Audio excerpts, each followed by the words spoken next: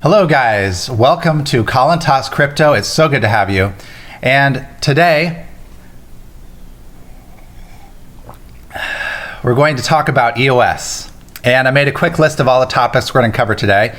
We've got EOS all-time high transactions per second, my thoughts on EOS reaching $100, and also my thoughts on incentivizing voting, Ledger hardware support for EOS, scatter wallet support for Ledger hardware wallet, EOS versus Ethereum dapp volume comparison, what is Worbli, and why are they doing a fork?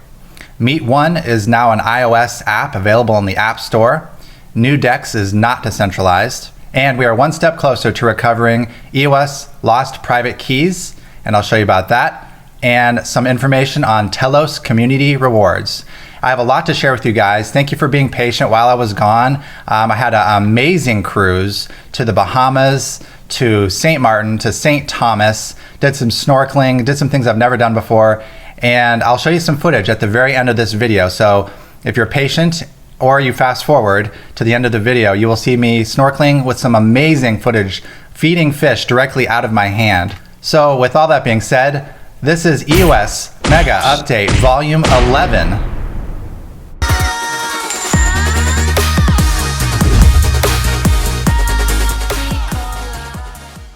All right, so EOS as of the time of this video is $5.34. Let's check out the EOS Network Monitor.io. All-time high transactions is 3,996. We just trying to crack that 4,000 barrier. I like to just keep an eye on that. So that's where we're at, 3,996 transactions per second at its peak for EOS.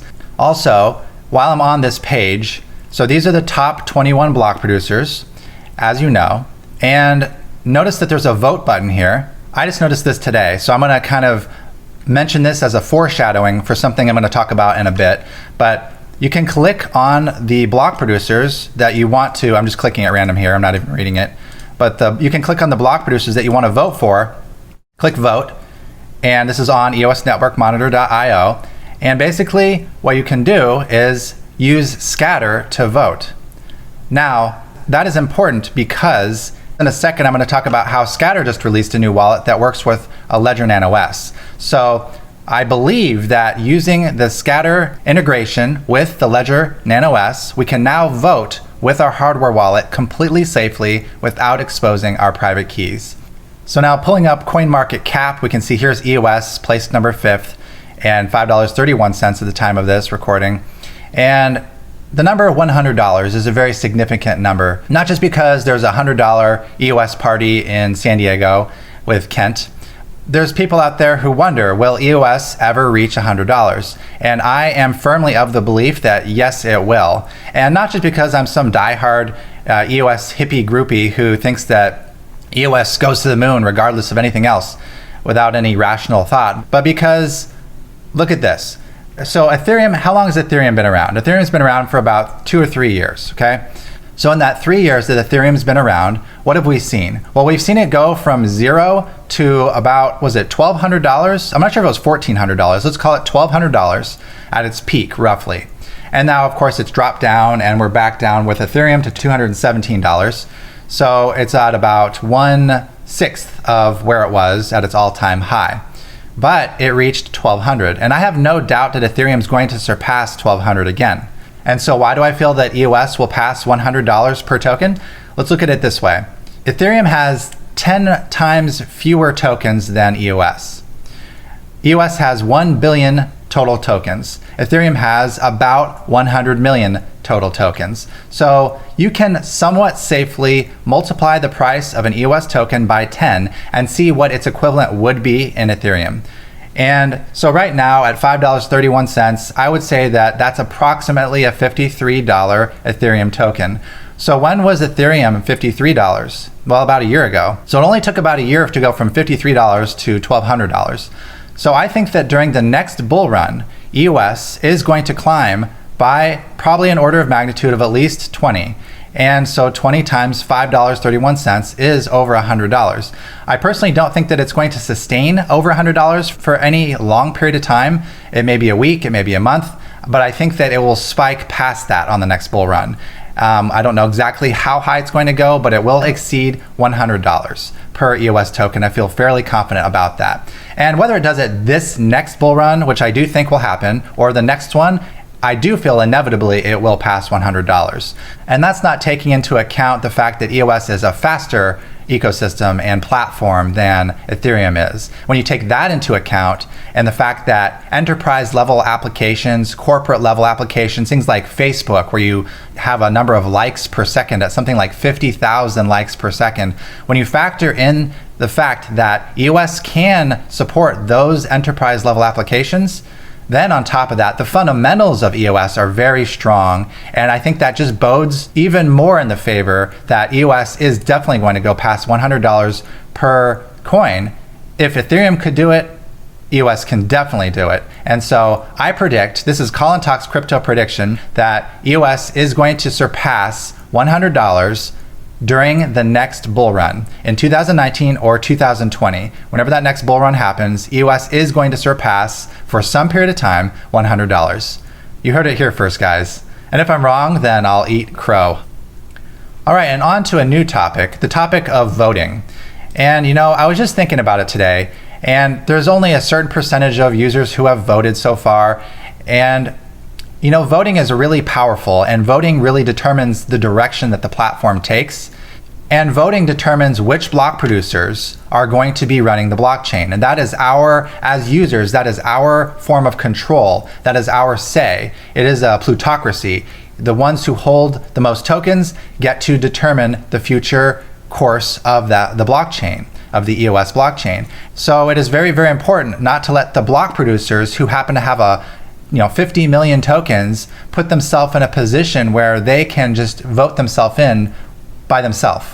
And so I thought about this, and here's my proposition. Some kind of voter reward just for the fact of voting. I think that we should allocate 0.5% of annual inflation to voters, those who vote. And that will incentivize all of those of us who maybe are sitting on the sidelines, being a little overly cautious, waiting for that full hardware support, or just not wanting to spend our hard-earned time looking for the best block producers to vote on.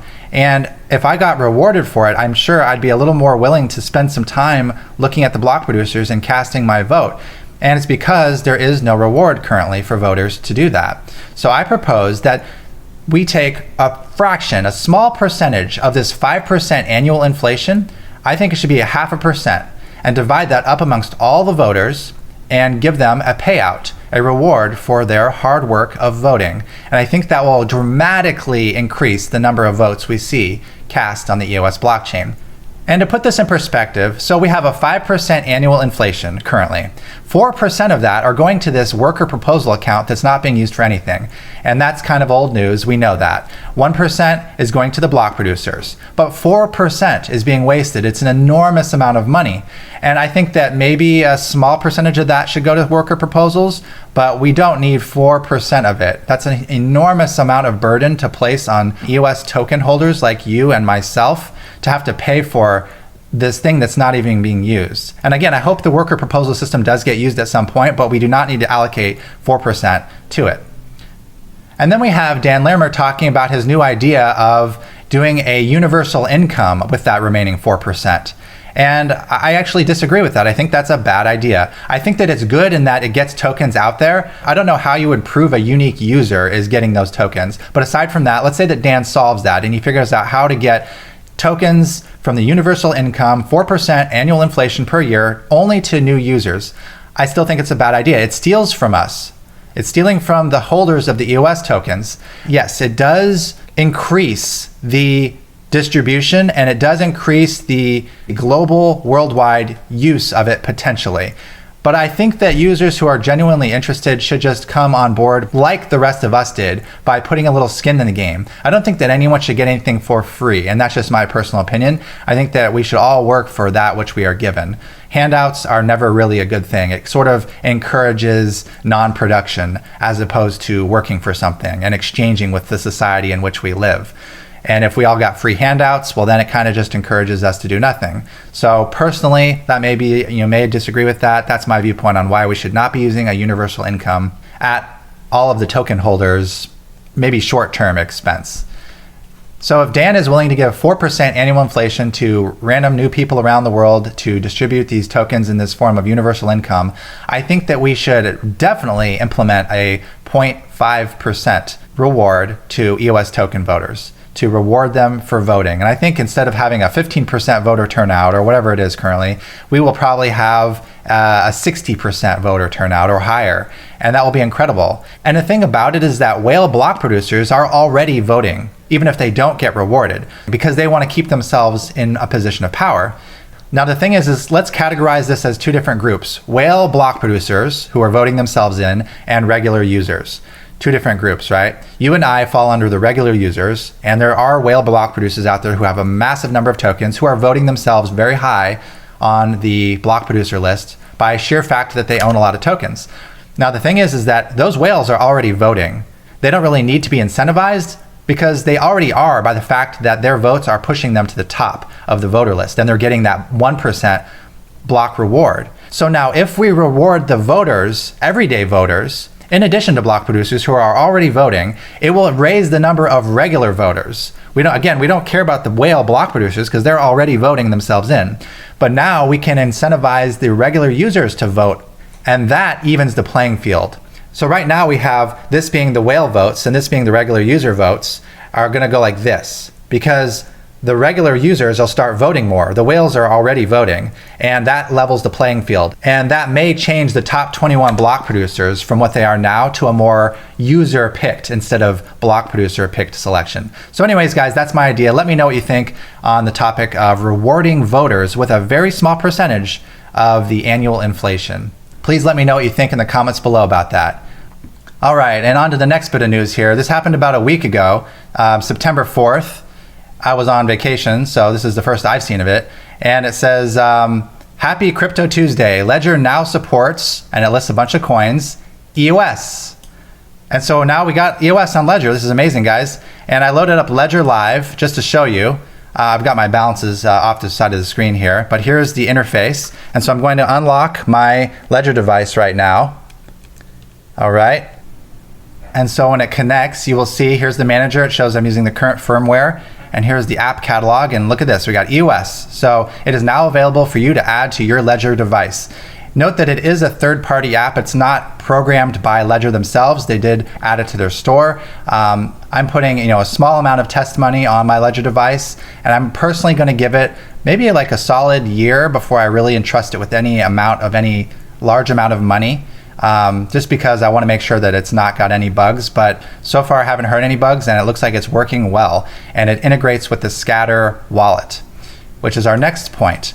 So we have Scatter Desktop now with Ledger support. So they've released version 8.9, which supports the hardware wallet Ledger interface, and it's a very simple interface. You can send EOS, you can receive EOS to your Ledger, and you can also change your allocation of CPU and bandwidth staking, all within the Scatter app. So they're definitely making this into a good wallet. So this is the new Scatter wallet 8.9. I'm going to show you how to import your Ledger Nano S public key so you can use it with your hardware wallet with Scatter. So on the left side, you click on blockchains, click on accounts, then here it says new key pair, you click on that, and you click on hardware. So that adds the hardware wallet option. Here's the Ledger Nano S, and you click import hardware key. Now it's saying check hardware wallet, so I'm going to my Ledger, and I see that it's showing me my public key right here, and I'm clicking OK. And once I clicked that, now it's letting me fetch accounts from the main net. And here they are, so I'm adding my active and my owner key, which I had previously linked through another service. I'll put that link right now where you can link your public and private keys to an account name, an EOS account name. And here they are. And now it shows my active account and my owner account linked to my Ledger. And then I can click on dashboard and I can send and receive EOS using my Ledger Nano S. It's just that simple, guys. And actually, I wanted to share this tool with you. This is EOS-account-creator.com, created by EOS Vibes, the block producer. And this tool I've used on 2 occasions, and it's worked flawlessly on both times. So I wanted to share this and give it a shout out. And basically what it does is it lets you create a new EOS account, and then you can use that with your Ledger Nano S. you can link that account name up to the public key that the ledger generated in that last picture I just showed you. The way EOS works is that new accounts can only be created by someone with an existing account. Creating an account also requires to stake a certain amount of EOS and to buy some RAM. If you create an account on this website, it comes with 0.2 EOS staked for CPU and network bandwidth, as well as 4 kilobytes of RAM. In the future, that may drop to 1 kilobyte with certain changes that are being done to EOS. But for now, it's 4 kilobytes of RAM. And when you click on Get Started, basically you just have to come up with an account name. You can type one randomly. You can use numbers from 1 to 5. You can't use numbers 6 through 9 or 0. You have to use a number from 1 to 5 or letters, and you can create an account name. So hello, this is my 3, 4, 5, 6, 7, 8, 9, 10, 11, 12. So that could be my account name, and I would click continue.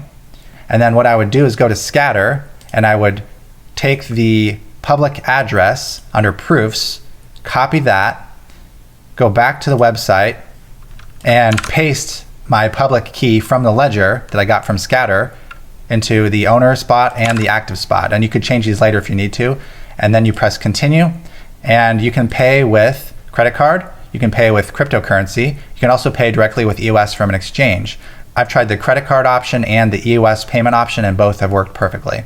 And within a matter of minutes, as soon as that transfer has occurred, my account then exists. You can actually track it on blocks.io, bloks.io, or your favorite EOS blockchain explorer, and you will see that your account has been created and linked to the public key that was on your Scatter wallet.